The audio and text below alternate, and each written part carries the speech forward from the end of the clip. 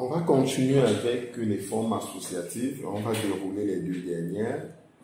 La fondation d'entreprise dont on a déjà longuement parlé et qui, je sais, va dorénavant intéresser plus d'une personne, notamment les personnes physiques. Je vous ai dit, ce n'est pas réservé aux stars.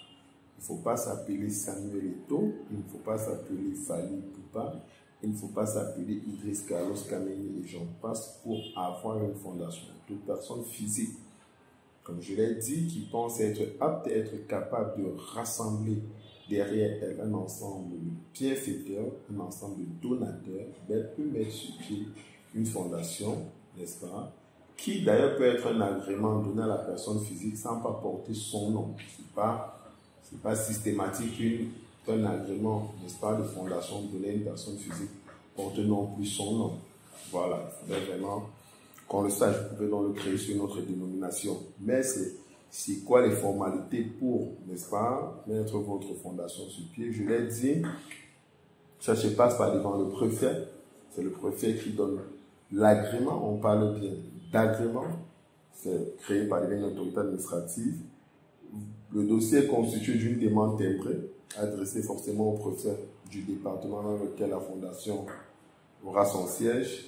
Les statuts, n'est-ce pas, de la fondation d'entreprise en triple exemplaire. Vous vous rapprochez des professionnels pour la rédaction des statuts, mais ça respecte grosso modo le modèle des statuts des structures de type associatif, sauf que, comme j'ai dit, il y a cet élément très très important de l'apport qui va être fait par les fondateurs et de la part, n'est-ce pas, qui est assumé, qui est apporté par chaque fondateur. Chaque fondateur, apporteur, c'est très très important parce que c'est cette somme qui va financer les activités.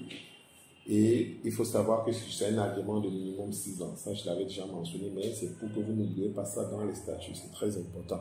Mais il y a une vidéo, on l'a dit, qui va venir techniquement sur les statuts et les contrats et vous serez servi avec d'importants modèles à l'intérieur.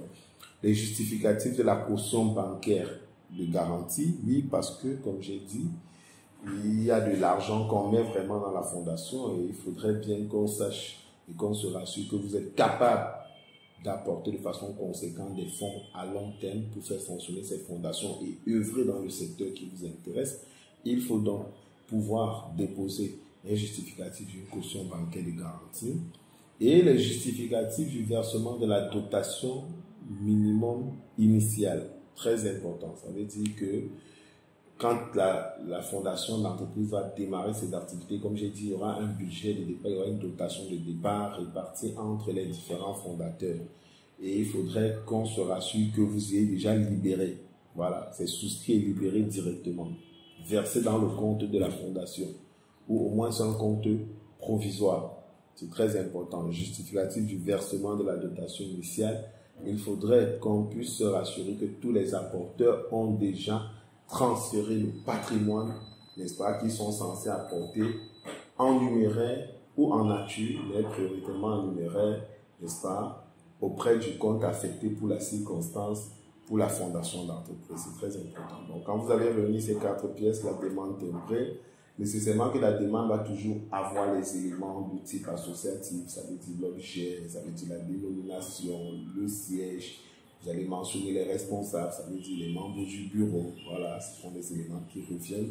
Les statuts en 3 exemplaires, justificatif de la caution bancaire, justificatif du versement de la dotation initiale. La loi ne dit rien sur le règlement intérieur, mais les associations, c'est toujours un ensemble de statuts règlement intérieur.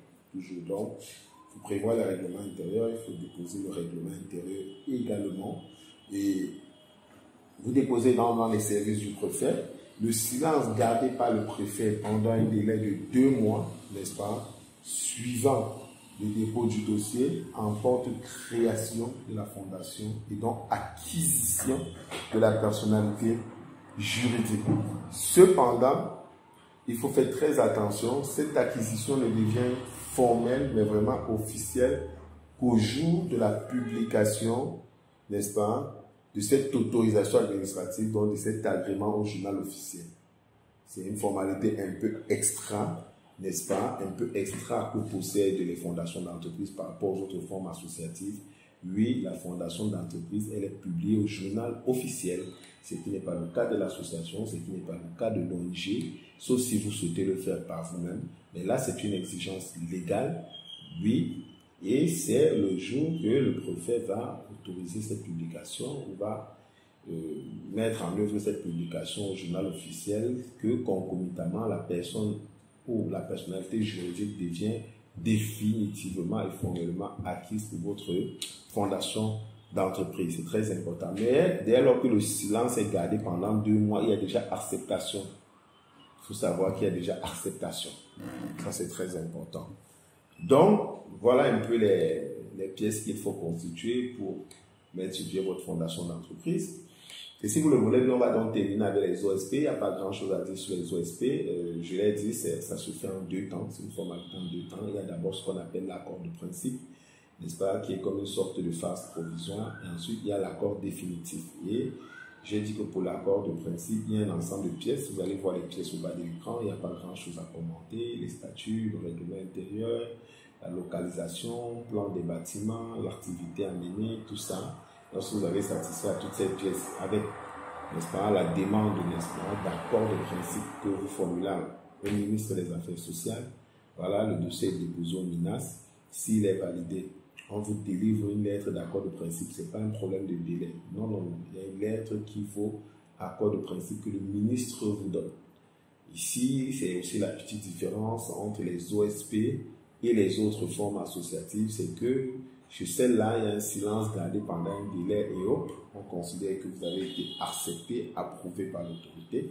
Non, ici, le ministre doit vous délivrer voilà, une lettre qui va porter accord de principe, vraiment clairement, et qui va donner la durée de l'accord de principe ainsi qu'un certain nombre de modalités et vous munir de cette lettre qui est dans un acte administratif très important qui va vous permettre de travailler. Vous allez travailler pendant un certain temps. Après, quand vous allez reconstituer le dossier de la façon idoine, de la façon requise pour avoir un accord définitif qui là encore doit être un acte clairement écrit qui n'est pas déduit dans le silence gardé.